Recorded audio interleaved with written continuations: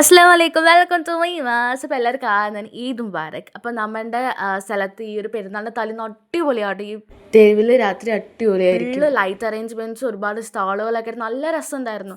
അപ്പോൾ പൊതുവേ എനിക്കിങ്ങനെ പെരുന്നാളിൻ്റെ തലേന്നൊക്കെ രാത്രി ഇങ്ങനെ ആ തെരുവിൽ കൂടെ പോകാൻ നല്ല രസമാണ്. അപ്പോൾ ഞാനിങ്ങനെ പെരുന്നാളാണെന്ന് അറിഞ്ഞതും ഉമ്മാൻ്റെ അടുത്ത് പറഞ്ഞ് വാശി പിടിച്ച് ഞാൻ പുറത്തൊക്കെ പോയി തെരുവ് കാണാൻ നല്ല രസമായിരുന്നു. അത് കണ്ടിട്ട് തിരിച്ച് വീട്ടിലോട്ട് വന്ന് അപ്പമൊക്കെ ചുട്ട് നമ്മൾ ഫുഡൊക്കെ കഴിച്ചു.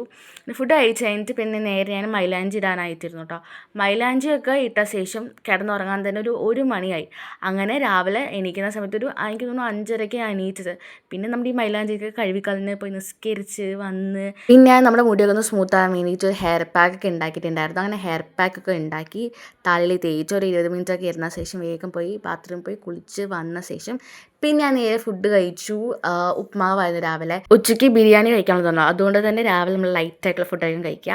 അങ്ങനെ ഫുഡൊക്കെ കഴിച്ച് കഴിഞ്ഞ് പിന്നെ നമ്മുടെ പെരുന്നാൾ നമസ്കാരമൊക്കെ കഴിഞ്ഞ ശേഷം നമ്മൾ നേരെ പോയി വീട്ടിൽ നിന്ന് ഇറങ്ങി. നമ്മൾ സാധാരണ നമ്മുടെ പെരുന്നാളൊക്കെ ആഘോഷിക്കുക വാപ്പാൻ്റെ വീട്ടിൽ നിന്ന്. സോ വാപ്പാൻ്റെ വീട്ടിലോട്ട് നമ്മൾ പോയി. വാപ്പാൻ്റെ വീട്ടിൽ പോയി ആദ്യം നമുക്ക് കിട്ടുന്ന സാധനമാണ് ഈ പായസം കുറച്ചിട്ടായിരിക്കും തുടക്കം. അതിന് ശേഷം വാപ്പാൻ്റെ കയ്യിൽ നിന്ന് പെരുന്നാൾ പൈസ കെട്ടി കുറേ ഫോട്ടോ ഒക്കെ എടുത്ത് പിന്നെ നമ്മുടെ മെയിൻ പാർട്ട് ഓഫ് പെരുന്നാൾ ബിരിയാണി. നമ്മുടെ എന്താ പറയുക കറക്റ്റ് പാലക്കാടൻ സ്റ്റൈൽ ബിരിയാണി, കായച്ചാറ്, ചിക്കൻ ഫ്രൈ, അങ്ങനെ നല്ല പാലക്കാടൻ ബിരിയാണിക്ക് ശേഷം ഒരു പായസമൊക്കെ കുറിച്ചാണ് റാഹത്തായി.